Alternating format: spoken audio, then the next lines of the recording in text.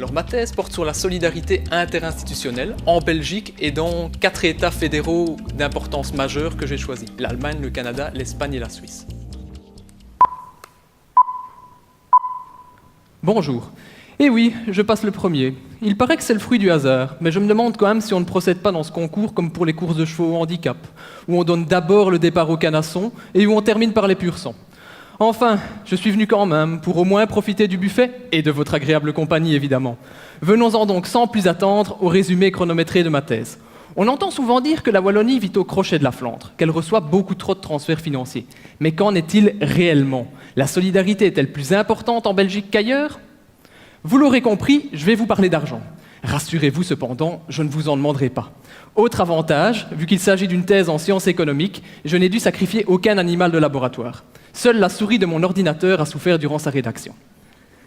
La solidarité interinstitutionnelle résulte en réalité d'une délicate alchimie, que je définis comme la différence entre ce que reçoivent les entités fédérées, en Belgique les régions et les communautés, et ce qu'elles recevraient si on les finançait de façon proportionnelle à leur richesse.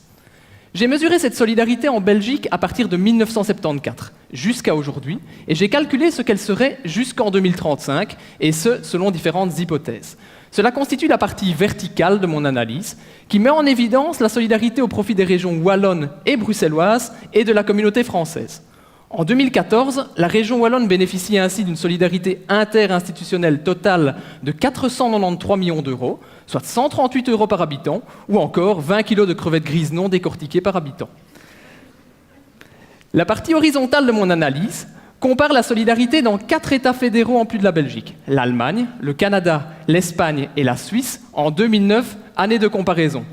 J'ai choisi ces États pour leur tradition fédérale, certes, mais aussi et surtout pour leur intérêt touristique. Je remercie d'ailleurs mon chef de service pour son soutien financier et j'espère qu'il a bien reçu mes cartes postales. J'ai ainsi pu comparer l'ampleur de la solidarité dans chacun des 5 États fédéraux considérés, mais également les critères d'octroi de cette solidarité, des critères géographiques, sociologiques et démographiques, accompagnant parfois les critères de pauvreté.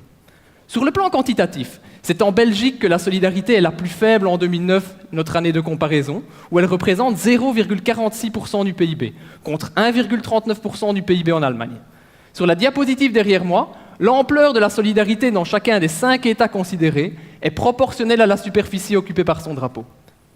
L'analyse des systèmes de financement des 5 États fédéraux considérés m'a permis d'identifier un certain nombre de pistes de réflexion, afin de rendre plus efficace et plus juste le système de financement des entités fédérées belges, notamment en prenant en considération les charges supportées par certaines d'entre elles.